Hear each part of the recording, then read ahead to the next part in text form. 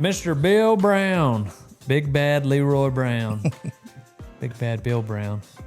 Man, a lot of people have suggested that you be on the podcast. Oh, yeah? Yeah. We met that when we worked cows with Corey. Yeah. And I feel like multiple people after that, just randomly, not knowing we had met, would ask me if I knew you. I'm like, yeah, actually, I worked cows with him the other day. And is that good, Ty? Yeah. And anyhow, you got a lot of friends in the area. Yeah. Thank you. Yeah. Tell me first about your elbow. What happened here? Why's your arm in a sling? Oh, I had a bone spur on it, and I had it operated on the 15th.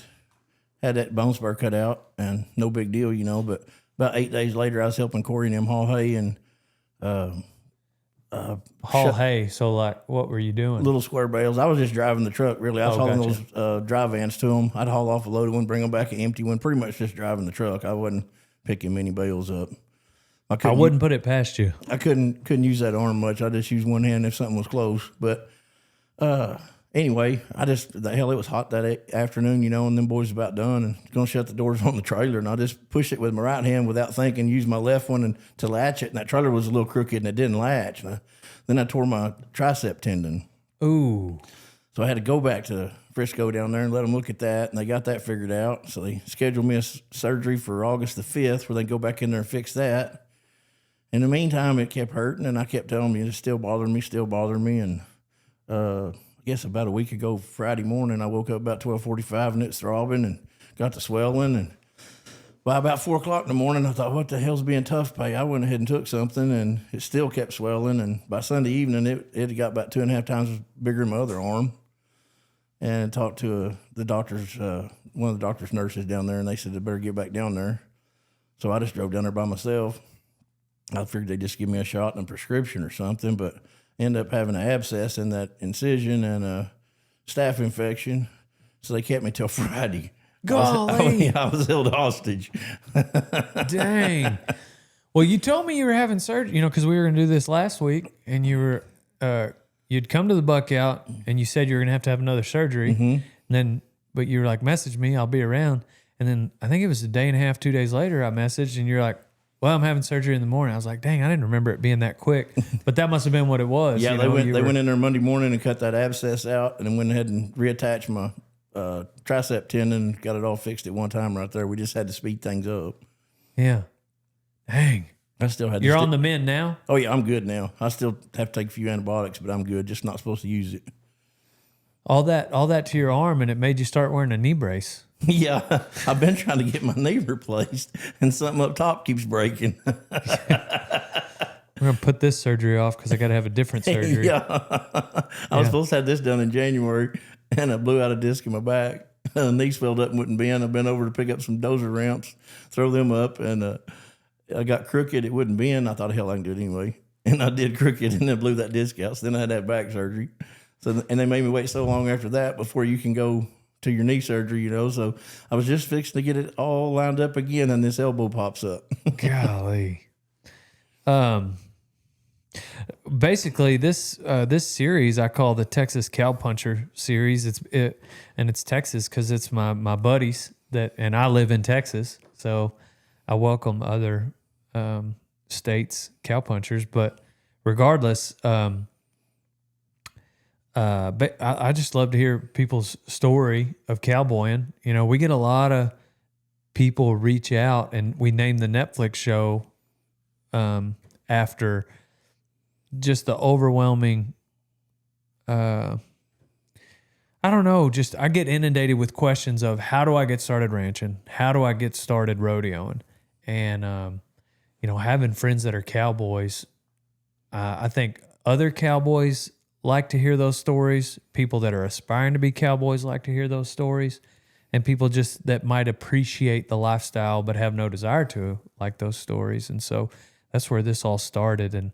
And it's basically just been trying to, one of the people that suggested you come on, Ryan Wakefield, he was one of the first ones that, because I put him on because he's just interesting. And I was like, what do I call him? Texas Cowpuncher. And that's how the series kind of kicked off. But anyway, so yeah, I just like to hear where guys started and how they grew as a cowboy and, you know, some of the fun stories along the way. But yeah, Wakefield was one of the ones that told me to bring you on. Well, I grew up on a ranch. That's where I was raised. And my great-granddad had Line Brothers Rodeo Company. You know, they had Like Phil Line? Yeah, Bill Lines. That was my great-granddad. What was his name? Bill Lines. But was he related to Phil? No.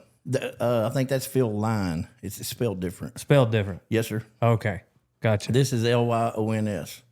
Gotcha. And Bill and Red were brothers. But anyway, they moved to like Sunset, Texas from Colorado back in the early 1900s when it was just a Wild West show. And so they raced stock and stuff. Like Bill, he liked the horses. Red, he loved the bulls. I think they were the first ones to bring Bramer cattle in here for roping calves. And then Red didn't cut them, made bucking bulls out of them, you know, later and stuff like that, you know.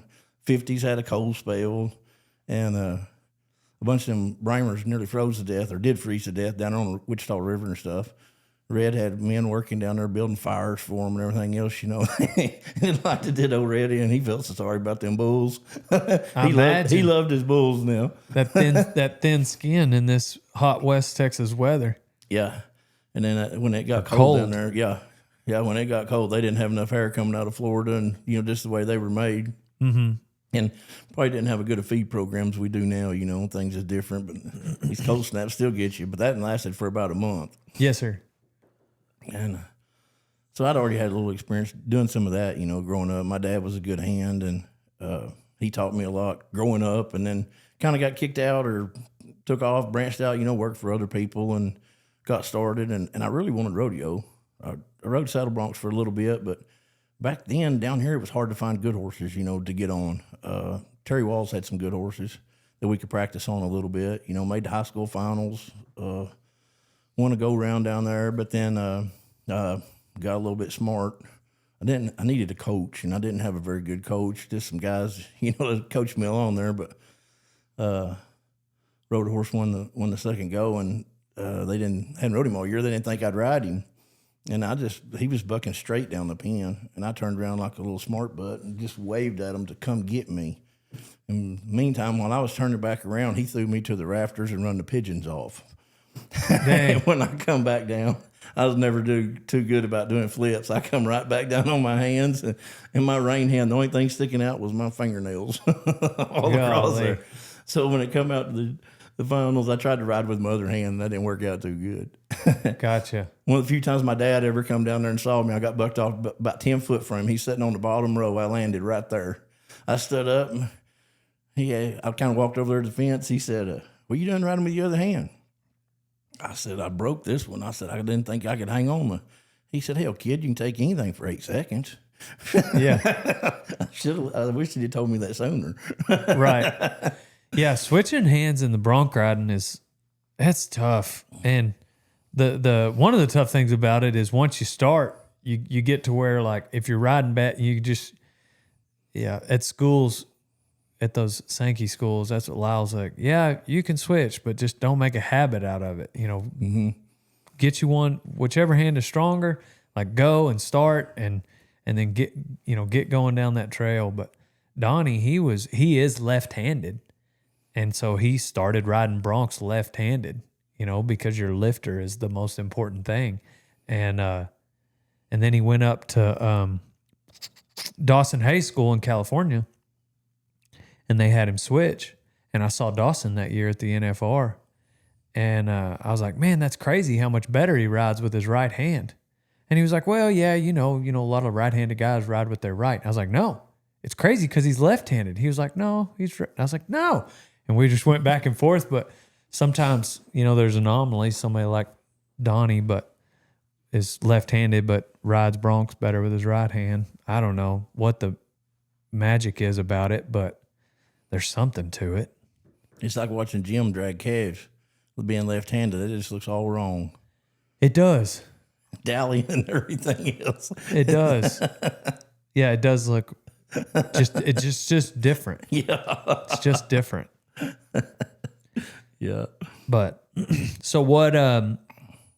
So did you keep going with rodeo after high school rodeos? I couldn't really afford to. I wanted to, but man, I was getting my butt kicked pretty regular. There's some pretty good hands back in the day, that was going to these amateur rodeos. Monty Jones, Ray Hatfield, a bunch of them guys, they was going to be first or second everywhere you went. And at that time, there wasn't a whole lot of bronc riders. There wasn't big entries. More bears than anything, huh? Yeah, and the horses wasn't all that great unless you followed walls around, So, I mean, I was still trying, but then that ranch bronc riding come out, and I was a little more competitive at that, and still learning how to ride broncs at the same time. But then I had an opportunity to go to Wyoming, and went up there and lived for a year, and I got to get on some good horses up there, and really enjoyed it. But also had to work, and I just kind of finally got it in my head. I mean, all the guys that I rodeoed with, kind of had a sponsor or parents is helping them or something along, and I didn't really have none of that. And I was around a bunch of older good guys, C.R. Boucher, Eugene Weekly, John Gash, Bronc Jones. I mean, Hawkeye. When I was 13, I was supposed to go with Bobby Brown. He was going to haul me around. I had to wash airplanes for him, and he was going to haul me around. And then something happened with that, and he was off the circuit too. He didn't get to go, so I was stranded back at the ranch again. Was there a bunch of people? Was fighting as prevalent in your circles back then as everybody says it was? Yeah, you needed to survive. What kind of fights do you remember guys getting in? And like for what reasons? Most of the time it's over women or somebody running their mouth. Yeah. Saying something inappropriate or just wouldn't leave you alone or wouldn't. Were shut you up. one to fight? Yeah, I've been in some. Yeah. In rodeo, or was it a different life? Pretty much all over. Yeah. All of them, all the lives. Yeah, just pretty much life in general. Yeah. I don't like rude behavior and try to be patient, but some people you can't talk down, and sometimes that's just the only way to stop them is just go ahead and knock them down or knock them out. Were you always a little bit stouter than everybody? No, actually, when I grew up, I was always one of the smallest ones around. Oh, really? Yes, I was very small. I didn't really start getting much bigger until I was 40, really. Dang. I mean, you just seem like stout, right? Like a tree trunk. That came on when you were 40? Yeah. Dang. It seemed to me more like bone and foundation structure because you're not overweight at all. That's wild. Kind of Don Fry-ish. You getting Don Fry vibes? Very much. Do you know who Don Fry is? No, sir. Oh, man, you'd love him. You'd love him. He's a UFC fighter, old school. Y'all look like you could be brothers. I'll show you after this. But, yeah. And he fought, UFC fighter, Hall of Fame. And mustache, stout. How old is Don Fry now? I bet y'all pretty close in age. Yeah. I got to show you some videos of Don Fry. I met him one time the other day with Cowboy, and he at an autograph signing. Got kind of a raspy voice like that. Like he lives out. I think he lives in Utah, somewhere out there. Golly, he's cool, but he is a cowboy. Dang, yeah. I talked to. I've had a couple of old school cowboy. Charlie Thompson was on last week. He would have been putting on a lot of rodeos in that time. And then one of my dad's best friends during that time was Wendell Culp, and he picked up. Would have been even more west of here. That he was from La Mesa, and anyhow, so last week I went and did podcasts with them in Lubbock, and they were telling fight stories, and it just seems like a different time. Like a fight could break out, but also just a little. To me, it seems like fights these days might be a little more risky. Yeah, I don't know. They were pulling knives and guns back then every now and then, but it seemed like they do it a little more now. I don't know. There used to be a little bit of honor about it. If you want to run your mouth, if you're big enough to back it up, go do it. Hell, you might get in a fight, whatever, and a little bit later you're drinking a beer together. Everything's cool. Yeah. Or that woman wasn't as pretty as you thought she was after you got done fighting over, whatever the deal was, or misunderstanding, or whatever it was, you know. Yeah. I've had some people stealing cattle before. I didn't misunderstand them, and You caught people stealing cattle? Mm-hmm. How did that go down? I left them laying underneath the pickup, turning the cattle loose. Did you suspect them? Did you just come upon them? Just come up on them. So you were going to go check your own cows? Mm-hmm. And at what point in the process were they? Fixing load the trucks. So they were in trucks, multiple. Mm-hmm. Dang. Like just they honk them in, or what happened? No, they just gathered them off a wheat field. Did you know these guys? Yeah. Oh, dang. This is an inside job. Yeah, a little bit, yeah. They just you get busy shipping, you know. Like we used to run like 10 to 20,000 head of yearlings a year, and starting like March 15th, you get to make everything where you can be everywhere at one time, or at least keep some of your help somewhere at one time. You got to line your trucks up with the weather and the way the grazing plays out, and kind of depending on what a farmer wants to do with his wheat or whatever. You're trying to get stuff going. You can get pretty busy and not be able to be in some places at some time, you know. So you got to hustle around, do the best you can, and they know you get busy. So it's pretty easy for them to slip off if you're not paying attention with something. Was it just like, sure enough, like they knew they were stealing, and like you caught them red-handed, or did they have some type of excuse? They got 28 head across the river. They ended up getting that many. So they did steal some. They did steal some, yeah. Yeah. And we've had another deal. Had some guys pull up. We were up there at Walters, and we leased I don't know, maybe it's a 100-acre trap or something off some people. We had 4,000 or 5,000 head of cattle up there, and 45,000 head of cattle. 4 to 5. Oh, gotcha. 4,500, something like that. Gotcha. Anyway, we try to ship like 6 loads a day, and cattle's pretty big. They's weighing 8, you know. So I mean, hell, we just gather there's a lot of hot wires and stuff up there, and no pens. Mm-hmm. But this one guy, he had about 100 acres there, 160 acres something, kind of coastal, and had a good set of pens. All weather, you get in and out with trucks. And we'd gather some cattle off them hot wires and kick them in that trap at night. The people that owned them was feeding them, and they were all going to Kansas. So we'd just gather 6 truckloads, throw them in there, and leave them. Well, we've been doing that for 10, 11 days. And when we'd ship them the next morning, and then go gather 6 more loads and put in there. Hell, we had guys pull up. We had counts. We counted them like 3 times. 3 or 4 of us counted them, you know. We had a good count going in there. Knew we had our count. The guy had good fences around there. We had some couple guys pull up with a 36-foot trailer. Said, hey, we run some cattle over there by y'all. Said, we're missing a couple. Did y'all see them? Said, no, sir, we sure didn't. But, you know, we just kind of gathered them and threw them in here, and we were looking, but we sure didn't see nothing. He said, well, you mind if we look through there? I says, no. Said, you know, if you got something in there, well, go ahead and get it. It's like 3 o'clock in the afternoon. We've been getting up 3 o'clock in the morning. We're still a couple hours from home, so we thought, we're going to go to the house, you know, but hell, y'all are free to look. Do whatever, you know. And the next morning, we're about another 30 head short. Dang. Just what would fit on that trailer. Did you... None of us thought to get a license plate, or, you know, we knew what they looked like, but we didn't know their names, and nobody could remember nothing, you know. You never caught them? Never caught them. Golly. How heavy were the cattle, you said? They weighed 8. 8? Mm-hmm. Ooh, that's a $2,000 animal now. It is now. Hell, back then, they probably wasn't worth 500, you know. Right. Yeah. Woo. Man. But it happens more than you think. We had them drive through the ranches and dart them. You know, put them. Really? Yeah, and then come back around, you know, and either butcher them, or if there's enough of them, then 3 or 4 of them grab a calf, you know, 400 or 500 pounds, pick him up, put him back to pick up, haul ass, or with a trailer or whatever, you know. Right.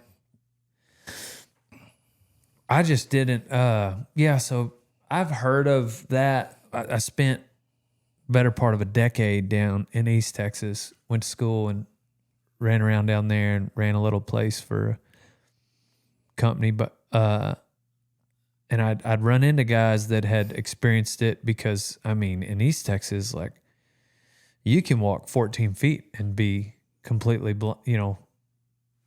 invisible because of all the trees and everything. But out here, you kind of got to drive a little further before you're out of sight. Yeah. Especially with the dust.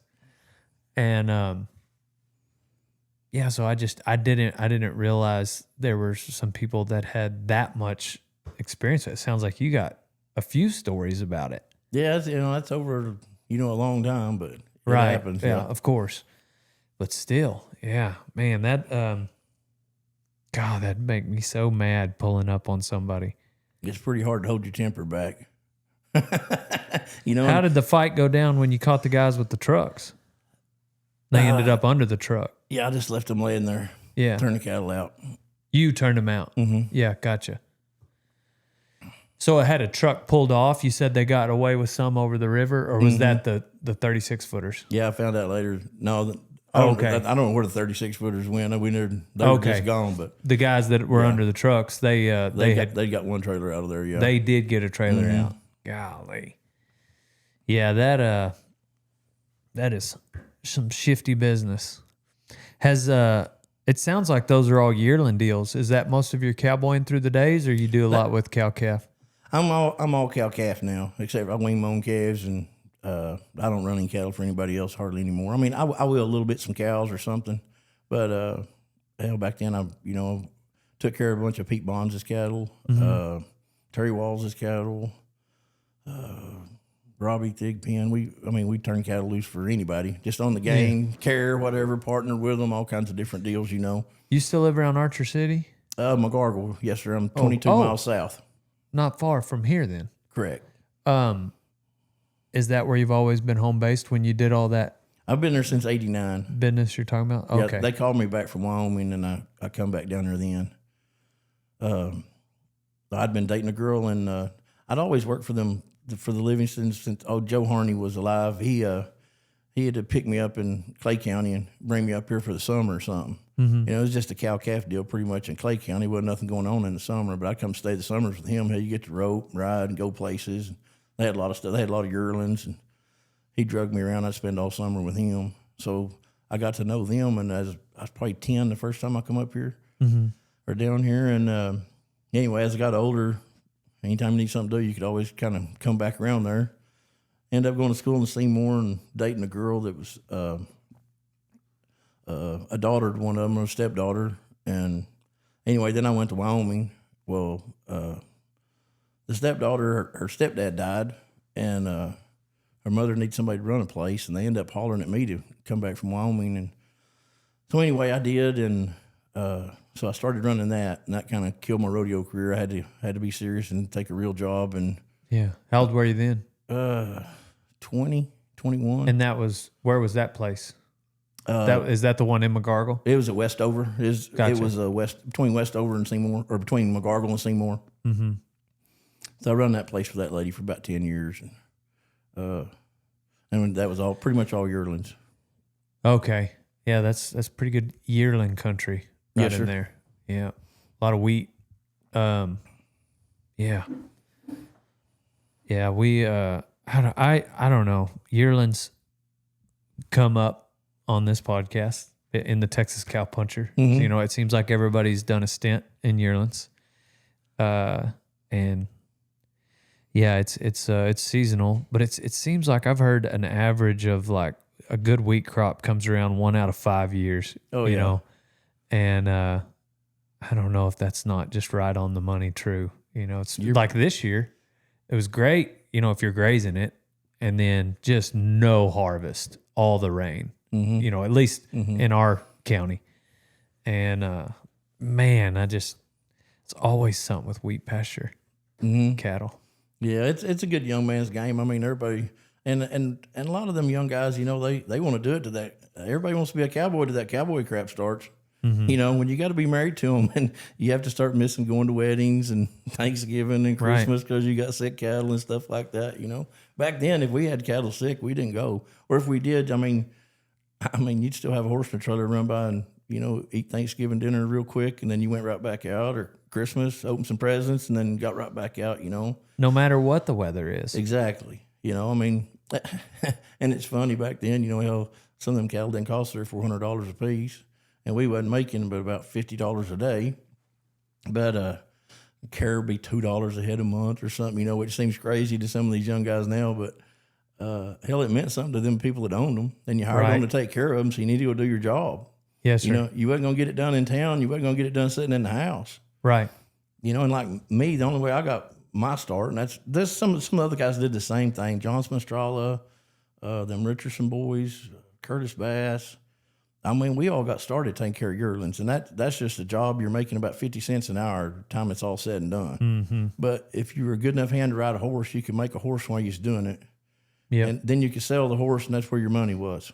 Yeah, which is crazy because there's so much risk tied up into it, meaning like if anything happened to that horse anywhere towards the end of your season, you were done. Yeah, most of us didn't have a whole lot of money. There wasn't very many of us riding anything very expensive. Yeah. He could be cow bait pretty quick and nobody cried. Yeah, that I was saying the best part about yearlings, it's kind of like a boat. The two best days are when you buy it and when you sell it. Yeah. Same thing with yearlings. You have a buddy call you like, hey, I want to go with you while you're doctored. But then they pick the nicest day, you know, like, which is, you know, like, man, show up when it's 22 and spitting rain. Yeah. And the wind's blowing. They're drizzling for 30 days, you know, and everything you got's about to rot off. Yeah. I had a saddle one time, the tree spread on it because it had been wet so damn long. Right. And I never had it in a tank or a river. Yeah. I don't know. I was selling a trailer online the other day, an easily 16 by 5 half top. And and it was a single axle because I need a different trailer for going to Arizona. I ordered a 16 by 6'8", 2 axles going to Arizona because it's 12 hours on the highway. And I want to stack it as many horses as I can, but it can't be longer than 16. So I need a 16. Anyway, well, I can't bring myself to have two 16s. That's just too much, you know? Like, I don't mind a 16, a 24, and maybe a 14 or whatever, but so I'm selling this one, and somebody from up north are commenting, that's because it's a half top, and he doesn't want it anymore. It's like, no, you have to have a half top around here. Yeah. Like, if you spent an hour, you know, in West Texas or wheat pasture, I don't know, like half tops are just so handy. And then when you don't have them is when you need them the most. But yeah, we just some of us always kept open top trailers. You know, didn't have a top. Oh, all of them. Yeah, a lot of bumper pull trailers that was open top. And I mean, that's what we used to drag stuff in there. I mean, you could drag them in the top. You just had to worm it around there and get your time right where you get your rope run through there to suck them in there. right. You know, the half tops was really nice, and the way they made them were, I guess, easily come up with whatever held your rope in place. You know, you had a couple places right there by your hinges, and then up there by the top, by your half top, and they lowered them down a little bit where it didn't pull so high up on your horses. I mean, they really made them good. They ended up making some really good trailers and stuff like that. You know, Yeah. that were ranch tough. That they weren't made to sell; they were made to use. Right. Yeah, it's got a lot of opinions on trailers these days, personally. Yeah, and it depends on what part of the country you're in is what you need. Yes, sir. You know, if you're in Wyoming, you don't need one of them half top trailers. Right.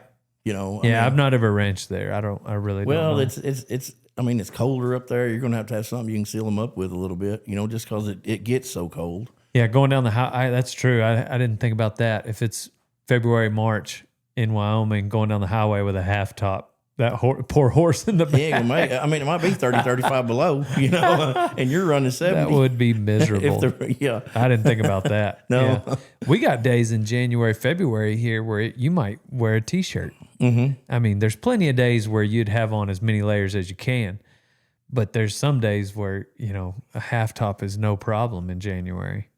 Yeah, the temperatures, you know, 35 degrees in Wyoming, it's a drier climate. It don't have the bite. You know, those guys come down here and they'll freeze to death when it's 30 degrees, 35 here, you know, because the humidity. They don't have no humidity. But, man, when it gets 0 or 35 below or 20 below, whatever, and it's wind's blowing a little bit, whatever, it's cold, and you get cold before you think about it. What was life after the Yearland deal? When did that, or did you keep, after your 10 years in Westover, did you? Yeah, that lady remarried, and she decided she wanted to, you know, get out. And, I was looking for a job and had some friends of mine that I'd asked for jobs, you know, trying to find some other place to work. And they said, hell, you've been running it. You don't need a job. You just need to lease it. Well, I mean, back then I had a few horses and pickup and trailer. You know, I made $12.50 a month, and they left me a house to live in. I had a house to live in, you know, but I didn't have much credit or nothing like that. And they said I could. They set me up with a government loan. I told them, I said, man, I can't do that. I ain't got no credit. I mean, I don't have bad credit. I just don't. I don't have no collateral. I don't have nothing to put up. I can't do that. So they showed me how that government loan through the FSA worked. Mm-hmm. And so anyway, I got to doing that, and I let all the farm ground go, kept the grass. And there at one time, I had like 25,000 acres of grass and just running cows with Pete Bonds, and he was really good to me, still is. But he gave me a lot of opportunities, and me and him had a lot of fun together and made some money, and I mean, it was good for everybody. 25,000 acres, that's a lot. That's a lot. And I'm sure you had guys hired out, checking stuff for you. Yeah, I had some really good help back then. I had some Morrison boys that helped me. They helped me accomplish a whole lot. Them and Joe Harney. They all grew up on ranches, and knew how to tend to stuff. Hell, it was probably 10 to 2 better when I was gone as when I was there. Mm-hmm. I mean, they were really good. Bobby and JD, they grew up on a ranch over there between Archer and Olney on that McKinney ranch, and both of them super good hands. And then we had Jersey Joe around, and he could do anything. He could cook, he could cowboy, feed, just do whatever, and extremely knowledgeable. And, I got to show him cutting horses. And trained horses all the time, but I showed cutting horses for a good while. I could at those cuttings. Sometimes if you do any good, you're going to be gone a couple of weeks, 10 days, something like that. Man, the ranch was always in good shape after that. But I had to start staying home a little more when I lost some of my help. So you were taking your cattle to cuttings? No, I showed cutting. I showed cutting. You horses. were cutting. Yes, gotcha. Mm-hmm. Yeah. When did you transition to cow calf? Or were you doing both then? We were doing both. I did both up to about 2014 or 15. I had a dozer business also, and we were taking care of a bunch of drilling rigs, and I had 3 track hoes and 3 dozers and a track loader. And then we kind of got down to running, 5 to 10,000 head of yearlings, running about 1,200 cows. And anyway, got really busy, and I just kind of wanted to slow down a little bit. And I told Pete that, and then I dropped some of my rigs, and boy, it wasn't very long. Oil went down, cattle went down, and I didn't have to worry about being busy. It got slow. Yeah. But anyway, so I got things back under control now, but the help situation seems to limit you on what you can do or can't do anymore. So I just kind of keep it where if I got some help, great. If I don't, I can take care of it by myself. Still just run about 1,000, 1,200 cows, kind of depends on the year, whatever, and do it that way. And then you still do some dozer work? Yes, sir. Yep. Yeah. But I just pretty much do it myself. Got some help, well, that's great. And if I don't, well, that's all right too. Yeah. Yeah, that's not bad. It seems like enough that's the most stressful part about running a business for me is just managing people. Mm-hmm. It's so much more of a challenge than I anticipate it being. You can't pay a good hand enough. With somebody you can really trust and that can fill your shoes while you're gone, it's just, man, them people are hard to find and irreplaceable. What's keeping them from doing it for themselves? I don't think, I don't know. As people get older, they change up. Like them boys, they wanted to make some more money. Both of them went to be welders. They made them some money and got them some cows put together, and JD did, and he got tired of welding, and he just went back to just running his own cows and got a little land here and there. And just building it up, like everybody does, best he can. And Bobby, he's still welding and doing good. His wife runs barrels, and he still likes to get out and day work. He's got to keep his sanity. He got to go help a little bit somewhere. You can only do that stuff you don't really like so long. But kind of like we call it, like my dozer business, it helps support my ranching habits. Yes, sir. If you want to make a small fortune in the ranching business, you need to start with a large one. Yes, sir. Yeah, no, I agree with that 100%, just because margins are so thin, and it seems like when you put it on paper, it just rarely works out that way, and maybe that's every industry. Like, we were talking about farming wheat, 1 out of 5 years. It seems like about probably the same with cows. Mm-hmm. And I don't know. I get a little jaded, I guess, because I do have so many people that reach out, and I had one kid working for me, and he was like, whatever we were doing that day, he wanted to do that and be the best at it. You know, and be the best at it, which sounds great, except that he wanted to be a really good rodeo hand. He wanted to be a top hand in the ranching world. He wanted to buy rent houses and remodel and flip houses. And he wanted to, you know, do all these things. He wanted to buy 50 acres for his family to, and, you know, if you're in your mid 20s and you start that from scratch, you know what I mean? It's just, whoa. We got to pick something. We got to pick something. You can't have your cake and eat it too, unless you got an inheritance showing up, you know, to make your millions. Like, you can't produce any excuses to yourself. You know, at the end of the month when the bills come due, you gotta produce results one way or another. You know, I ended up buying some land and kind of got some stuff put together. And some of the bigger ranches I was leasing, you know, they started splitting them up. The trusts they've been in trust for years. That's how I lost some of that country. And that happened all around. A lot of us did. And the same deals, you know, used to, if you got hooked up with one of them trusts, how you might keep it for 30 or 40 years. It was damn near better than owning it. right. Oh, agreed. And, but then it got where, you know, they put these leases up every 2, 3, 5 years. It's going to go up public bid again. You know, if you fix anything up on that place, you're going to have to pay for it again if you want it back. So it just didn't work anyway. So I just got to buying some land, and that's kind of my retirement anyway. Just buying it put together, and if the cows, I'm just trying to get the cows to pay for it. And if I can live off something else, sell a horse every now and then, or dozer account, whatever, and then the land and the cows they kind of all stay together. And so far I've made it work. Been pretty slim a couple of years, but and it don't work every year, and it is hard, but just don't lie to yourself. Yeah, I like the way you put it. You know, your dozers support your cow habit. You know, if you're not expecting anything out of your cows, you expect the bare minimum out of your cows, and then you do have something, a side hustle. That seems to be the way that it would make sense. You know, that's just a realistic outlook on the industry. I just get some people come through here that are kind of oblivious to, you know, the struggles of it, and it's not easy. The cattle die. And every cow has an expiration date, you know, so you want to get started. Let's buy some 5 and 6 year old cows. Well, you're only going to get 5 and 6 more years out of her. Best case scenario. Mm-hmm. And you've got to replace her. And so anyhow, but if you do all the math on a spreadsheet based on a 7-year-old cow that year, maybe everything looks good. Let's say the cow's paid off, and especially this year. Yeah. If you already own the cow. But anyway, and then, you know, but what I encourage people that do come in, like that young man that I was describing earlier, like, hey, find a job within the industry and then pick at the cow deal on the side. Look for your lease place if you get settled down in an area.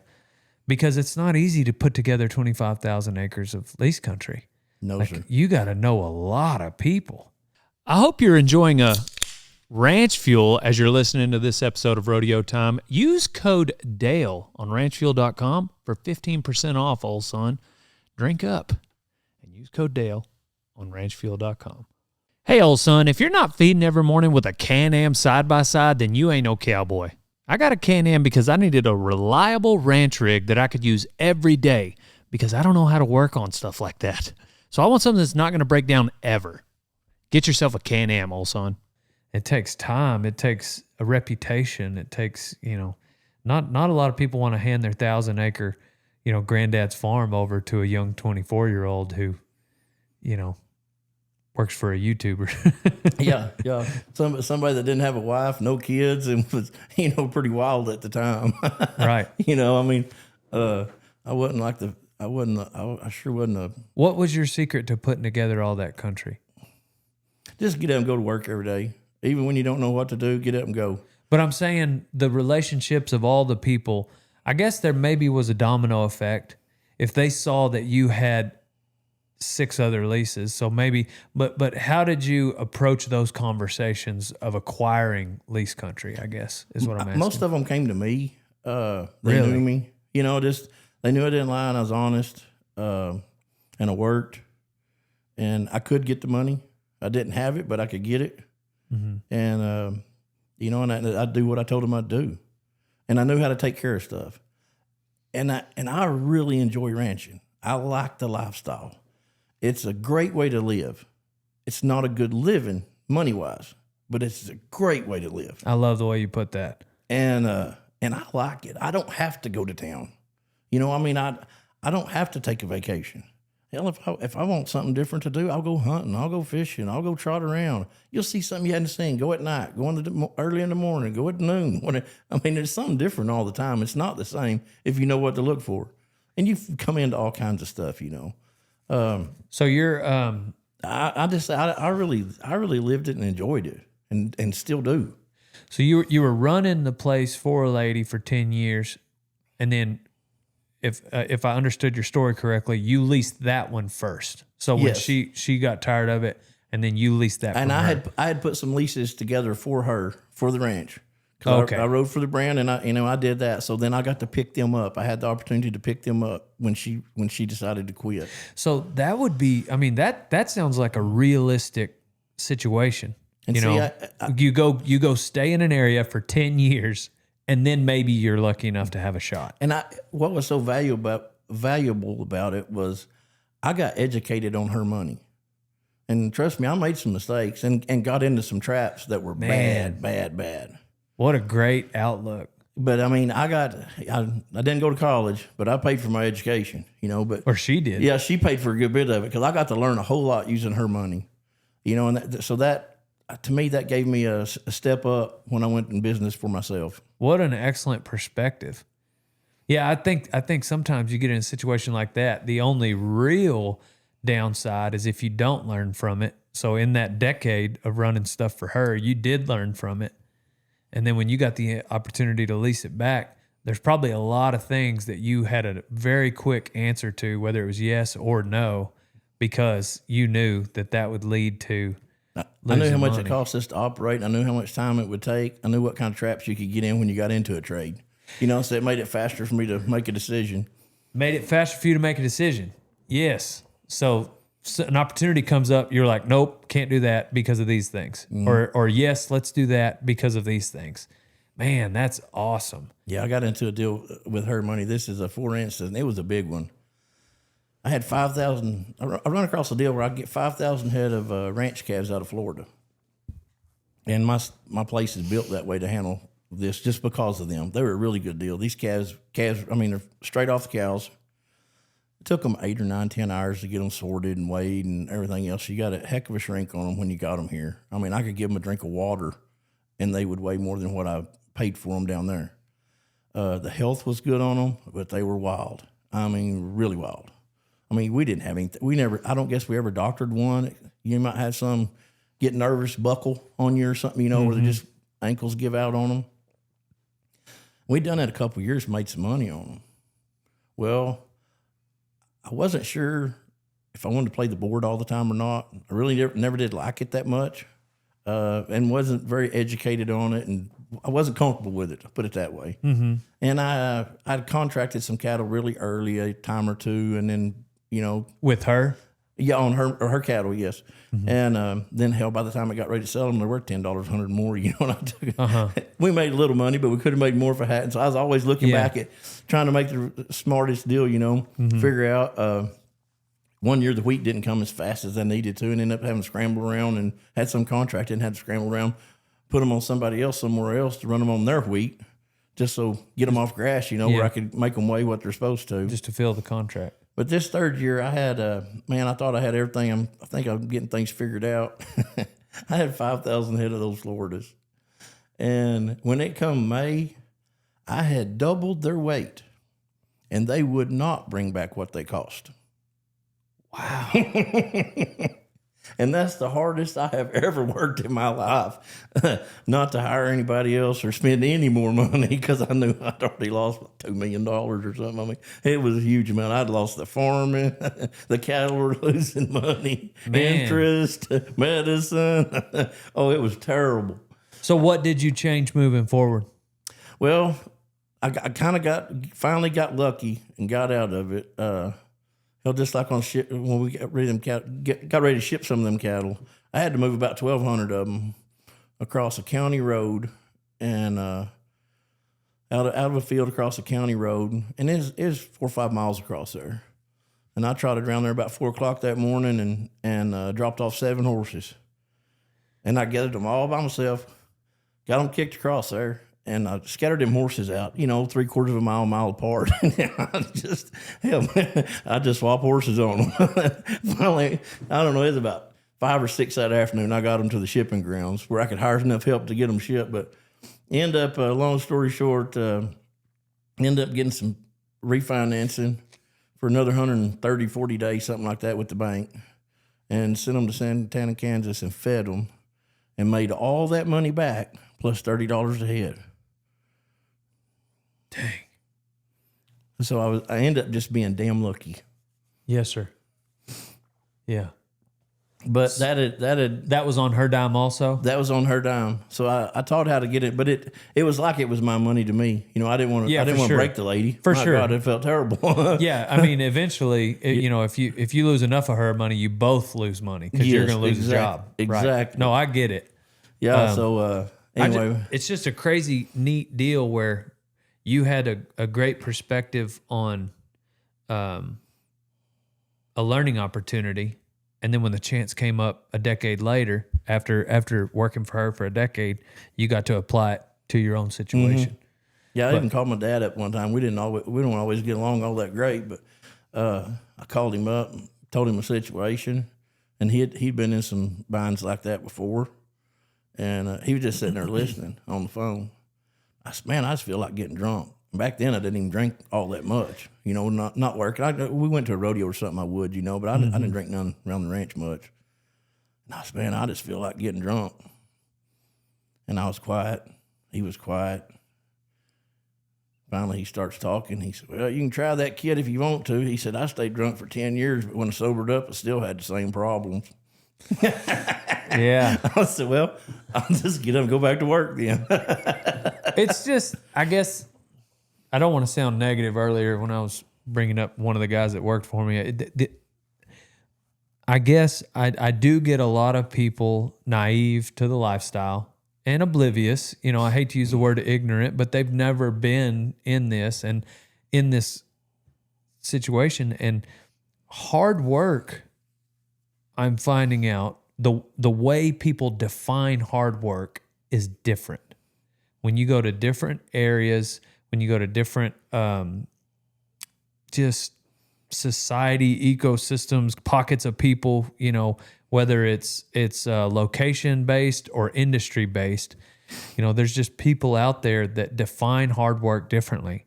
And the amount of work and long hours, and I mean, for you to call it a day, based on a 40-hour work week, I imagine that just never happens. And the amount of sweat and blood that you've put into that lifestyle to get to the point where you can have upwards of 25,000 acres leased is just probably unfathomable to most of those people that think, I'm going to go be a rancher this year. Mm-hmm. You know what? I'm just going to change from this job and I'm going to go own cows. It's like, hold on. Hold on. Maybe you don't want to do that. Maybe it will be much harder than you're thinking. They'd be better off working at Allsup's and serving burritos for a little while and buy them a little place, release them a place, run 10 cows for a year or two, and just build up slowly until they figure out the business if they didn't grow up in it. Or they're going to get a heck of an education at some point in time. But there are some people out there that are the Bill Browns of the world, and maybe I am talking to a 22-year-old, 17-year-old Bill Brown, and he does have it, and he will work that hard. He is ready for that. He is that bought in. And there are those people out there too. And I think there's even that caliber of individuals in today's young people. You know, I don't want to just say No, that. and it's good that they want to try something, and I try to encourage them young guys. You know, but I'll be honest with them also. If they got a bad idea, I'm gonna tell them about it. If they can prove me wrong, more power to them. You don't want one of these No, sir, I'm good right now. Thank you. Ranch Fuel? You want one, Ty? Okay, go to ranchfuel.com and use code Dale for 15. This is the third time. You were so excited. You thought you were going to get one of my ranch fuels. I got Slice last week. I got Jim, what's his name? James this morning. Oh, now I got you. God, that's hilarious. Should have known better. You can go to ranchfuel.com and use code Dale for 15% off, Ty. Anyhow, I'm sorry. I had to play that joke on you're him. good. So looking back and you know, as you moved through it, what is it that made you gravitate towards cows rather than yearlings? It didn't take as much help, and I was getting burnt out on the yearling deal. You know, I mean, that's a 24/7 job. Yes, sir. You know, even when you get them straight, you have cattle getting out or something somewhere, you know. And, man, you can start the season off, like, let's say coming into September or something. There's a lot of young guys, you know, oh, yeah, I want to help you this winter. I want to help you this winter. So you get them hired. You know, if the weather's pretty, hell, it's fun. You get the rope, you get the process, and, you know, and you're going somewhere new every day, and, you know, trucks coming in, and, you know, stuff's moving. It keeps them young men busy. Well, then they go to getting tired. And then the weather goes to getting bad. Now, you know, then you get some sick cattle. And, I mean, they'll get – a lot of guys can't take it. Not really. Not and do it right. Mm-hmm. I mean, because you're going to have to – when you hire on to do a job, and you say you're going to take care of them, that means do it in my book. I mean, if you can check them twice a week and that's good enough, fine. But, I mean, we got into deals where I might go doctor 50 head by myself one day. Yes, sir. And we didn't double up back then. They kind of do now, and I'm not arguing with it. But we scattered out.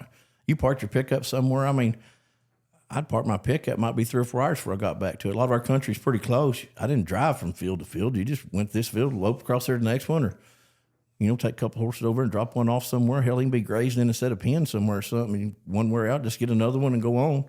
But, I mean, if you could get around good, fine. I didn't even want a rope no more. I mean, you just your shoulder and just man. He's like, man, I hope I go to this next field. I don't have to catch nothing. You know, that's what. Yeah, that's what I was saying about the boat. You know, I've never owned a boat, but I can see it happening where somebody buys one and they're so excited, and then finally they're just tired of fixing it and this and that, and they're kicking it, and every time they see it in their driveway, they're just mad, and then they sell it and they're so excited to sell it.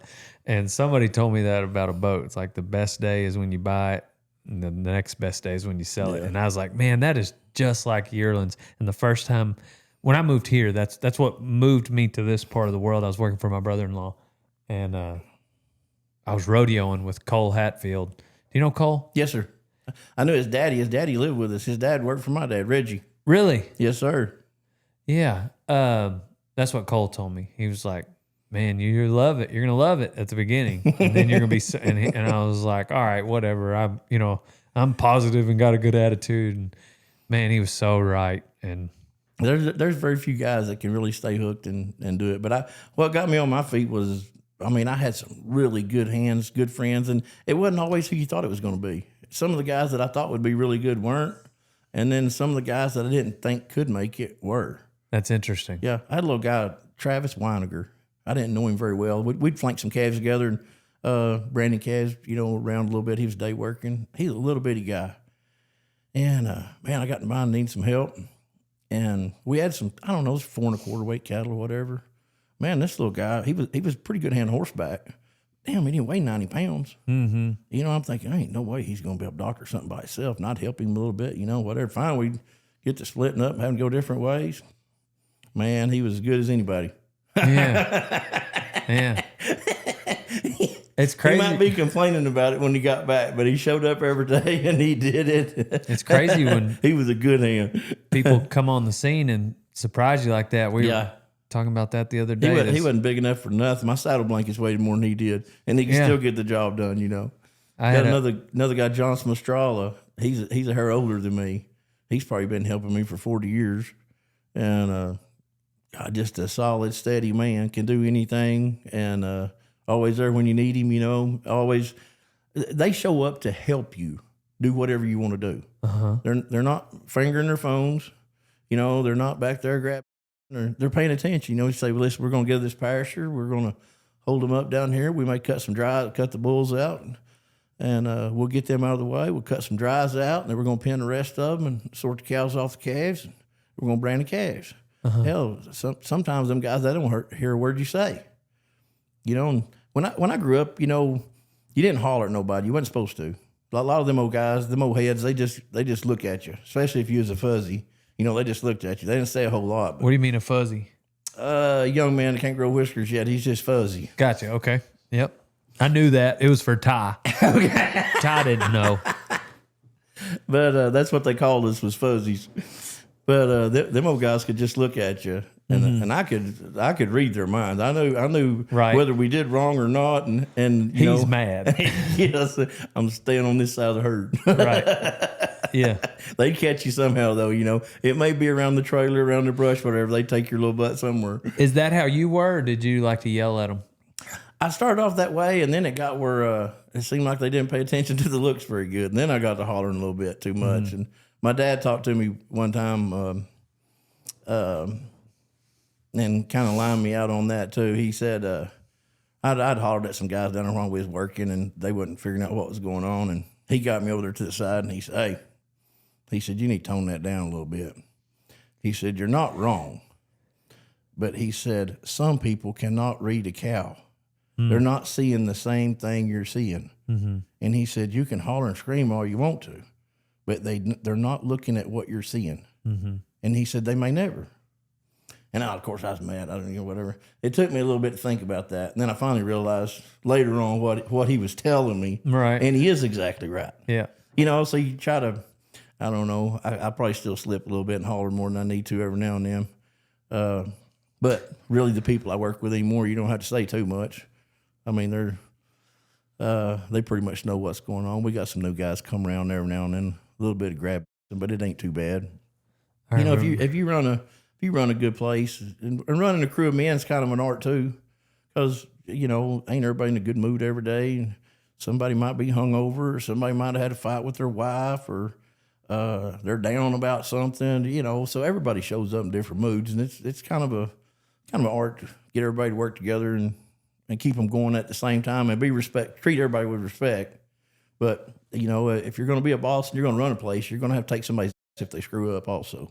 It's tough. I can see it, you know, like some of these ranches, you know, it seems like you would just assume the top hand becomes the wagon boss or the manager. But, I mean, I do think the manager and wagon boss need to be a hand.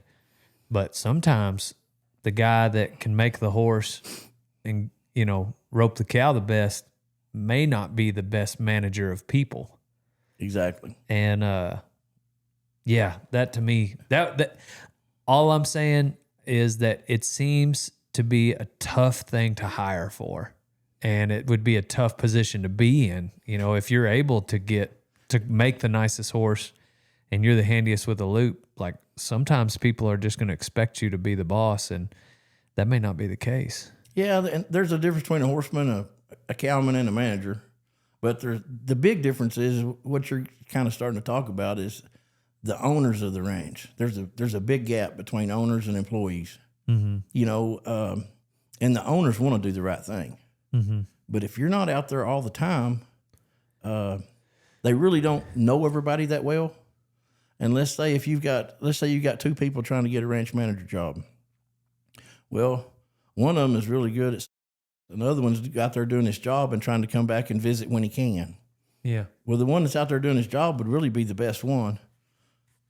But those owners don't understand that. They understand who's in their ear the most. You know, Right. you got to step back and look at it. Like my granddad Bill, he had a guy work for him, and always run around telling on people. One time he come up there and told him, said, Bill, said, hey, old so-and-so over there said, he tore a tire off a trailer. And said, so-and-so over here said, he ran a bull through the fence the other day, you know, and said, so-and-so over here said, hell, he tore up a saddle and bridle, let that horse run off with all that stuff.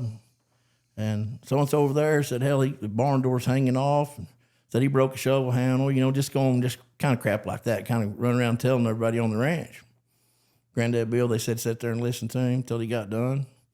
He said, well, sound like them boys been busy. What you been doing? Yeah.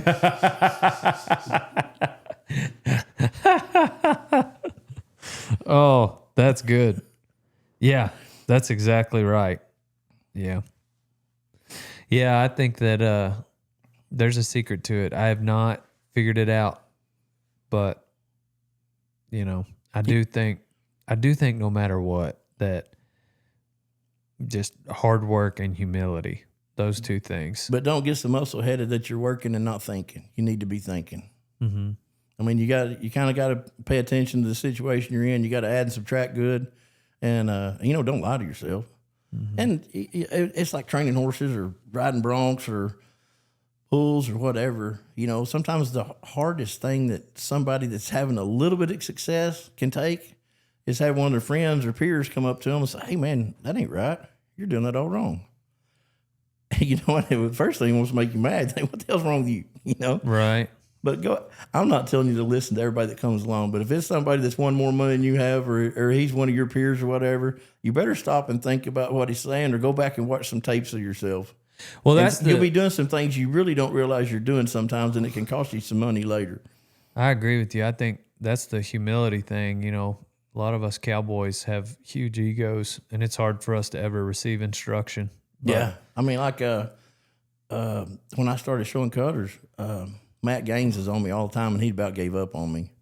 And we finally, I went 3 or 4 years, and I just couldn't hardly win nothing. I couldn't get right, whatever. For kind of getting some horses trained, but couldn't win anything. And we're down at Fort Worth, Super Stakes or something. And anyway, I went through there and cut, and man, he was mad at me. Gosh, I was coming out there, and I didn't do very good. And he said, "Why didn't you cut that cow? I told you to cut that orange cow or something over there." I said, "I did." He said, "No, you didn't." Well, they figured out I was colorblind. So we had to pick a different way. Matt figured that out, you know. So we start picking some crap on their tail or a little curly Q on their head, and I had to teach them about earmarks. They're cutters; they don't, you know, earmarks or whatever stuff, brands, something like that, you know. So we had to change our deal up a little bit, and then I finally got past where when Matt told me that I was doing something wrong, it didn't make me mad no more. I appreciate him saying something because he could very easily just come by and say, "Oh, that's a good job," and watch you just not do any good. You know, make the same mistake over and over and over. Agreed. You know, so it's really nice. If somebody's telling you that's on your team, I mean, they're doing it to benefit you, not to cut you down. Yeah. Yeah, I think. Yeah, I agree. I think. Or even if they are doing that to cut you down, they might still be right, you know, so that you could benefit from listening, even if they are trying to get at you. Just keep thinking about it. You know, go watch a tape, see if you're doing it or not, you know. Yeah. So what do you have planned for cows and cow-calf and your cowboy journey moving forward? I'm just going to keep doing what I'm doing. I'll probably buy a little bit more land, see what this cow market does. Got a few little things to get paid off. And then kind of see what interest and stuff does. There's a lot of variables goes into all that stuff. There's a time to buy and a time to kind of sit still, you know, and just like in a regular business. I mean, to me, when I think I can make some money, I'm going getting it. But then sometimes it's time to just shut down. We make more money going fishing. How does a guy make money on cows or yearlings if they start today with the cattle market the way it is? A cow's going to be slow. You just need to let you know, like if let's just say if you didn't have nothing and you got you a bank loan, you know, and went and bought you 25 cows, you got a place to run them. You know, you got your lease. All right, you're going to have medicine, you're going to have feed, salt, mineral. You're going to have a little bit of labor, probably, you know, to help in there. Just let them cows pay for that place. Don't touch that money. Hey, Bro-Tater Chip, if you like getting swole-o-matic, then get yourself some Protein on mountainops.com. Hey, or if you just like being healthy, whether you're trying to bulk up, get healthy, have energy, go to mountainops.com and use code Kevin for 20% off. Rock and roll denim is what Dale Brisby uses to spur his bucking bulls. I get the reflex, gives me the mobility I need to be the cowboy I am. So go to rockandrolldenim.com, old son. Leave that. Go make your money somewhere else. Let them get paid for. And then once you get them paid for, see if you can add on to it. See if you can find another place. And then you'll have 25 cows that are paid for. Or let's say if you start off with 25, maybe by the time you get them paid for, you got 20 that are paid for. Three or four went open, or 3 or 4 died, 4 or 5, whatever. Let's say you got 20 cows paid for now. Now, the next time, if you want to buy 20 more, you can pay for them faster. But let the cows pay for the cows. Yes. Yeah. Yep.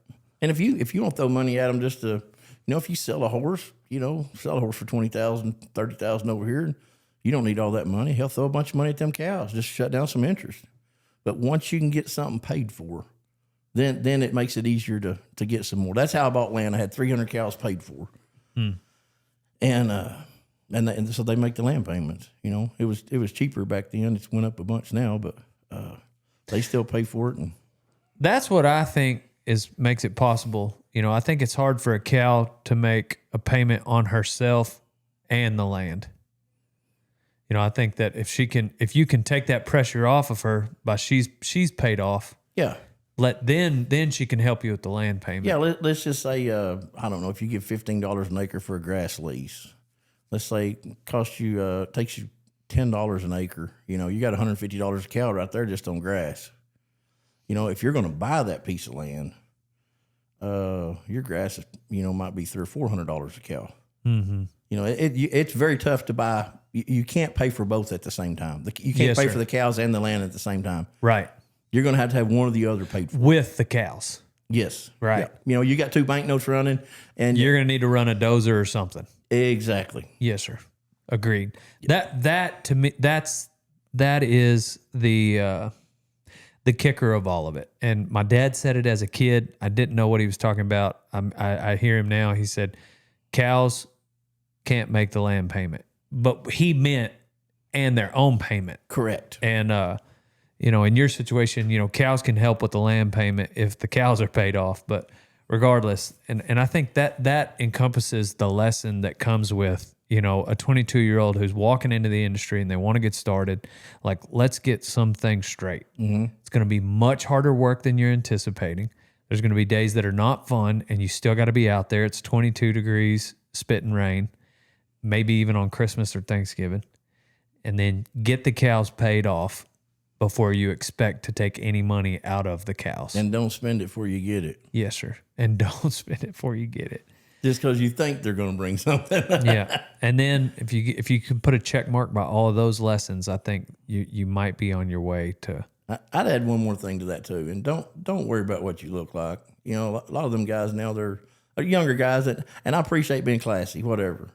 But, just because you're just going to jump out there and get into business, you don't have to have the fastest, nicest, newest pickup and a brand new trailer to go do it. Just get you something good enough to get you to the job that's dependable and a good enough trailer to get there. You don't have to spend $150,000 just to show up and make $250 a day or, to go work. Yes, sir. You don't have to have all that. We made it with nothing. We laugh about it all the time now. I've got a nice saddle house at the ranch now. I probably got 7 horses. Back in the day, I rode 21 head of horses every day and had an old wooden saddle house that was about to fall down. It finally did, and I didn't have nothing to get under, a barn to get under, nothing like that. Now we got a shed and stuff like that. It got fancier now. Now that I'm not doing it as much, I could afford it, but hell, we made all of it when we didn't have nothing, Right. Yeah. That, humble beginnings. Because nobody's looking at you that hard anyway. A lot of them guys get to think everybody's looking at them, and if they're looking at you and judging by what you're driving or something like that, man, you don't need to worry about them anymore. They're not looking at you because they're all looking at Dale Brisby. Yeah, he's so dang shiny, nobody can see anything else. Yeah. No, that is. Yeah, I think it's definitely okay to have a ragtag set up in the beginning if that's what it takes to get by. A young man's going to tear some stuff up anyway, so you don't There you need to go. start off nothing real nice because you're going to have some bloopers. Well, might be whiskey dents or yeah. We normally wrap up with life advice, but I didn't miss any big Bill Brown stories, did I? No, I don't guess there's nothing too big about me. Yeah. Well, what life advice would you give a person like myself? I just get up and go to work every morning. Think of something to do. Try to be profitable every day. Try to make some money every day or have fun. Yeah. But make sure your work's done before you start playing. Keep There you your go. business in order. Yes, sir. Cool. Well, thank y'all for listening in to another episode, Texas Cowpuncher series. Yeah, you guys, my life advice is always give 100% unless you're donating blood. And if Dale Brisby offers you a ranch fuel, be careful. He might be setting you up for a joke. All right. Love you guys. Thanks for listening. Thanks for watching. On to the next one.